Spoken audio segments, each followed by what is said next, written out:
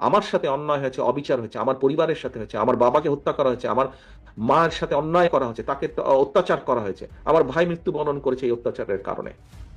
আজকে এর জবাব যদি আমাদেরকে দিতে হয়, এই অন্যায় অত্যাচারের, আপনাদের সাথে যে অন্যায় হয়েছে, আমাদের বহু নেতাকর্মী, বাবা মারা গিয়েছে, মা মারা গিয়েছে, স্বজন মারা গিয়েছে, হাত করা অবস্থায় তাকে জানাজা পড়তে বাধ্য করেছে, আমাদের বহু সহকর্মী মারা গেছে জেলখানার ভিতরে হাত করা পড়া অবস্থায়।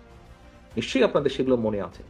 এখন আমরা যদি এই সকল অন্যায়ের, অবিচার, অত্যাচারের জবাব দিতে চাই, যদি জবাব দিতে হয়, তাহলে তারা যা করেছে সেভাবে করলে জবাব দেওয়া হবে না, তাহলে তাদের আর আমাদের মধ্যে কোনো পার্থক্য থাকলো না। সে অধম বলে কি আমরাও অধম হব নাকি?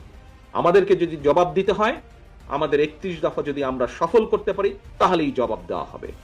দেশি এবং বিদেশি ষড়যন্ত্রকারী যারা, যারা দেশি এবং বিদেশি ষড়যন্ত্রকারী, যারা চায় না এদেশে গণতন্ত্র প্রতিষ্ঠিত হোক, যারা চায় না এই দেশের মানুষ রাজনৈতিকভাবে এবং অর্থনৈতিকভাবে সফল হোক, স্বাবলম্বী হোক, যারা এটা চায় না, আমরা যদি 31 দফা সফল করতে পারি, তাহলে মানুষের ভোটের অধিকারকে প্রতিষ্ঠিত করতে পারি, তাহলেই তাদেরকে আমাদের জবাব দেওয়া হবে।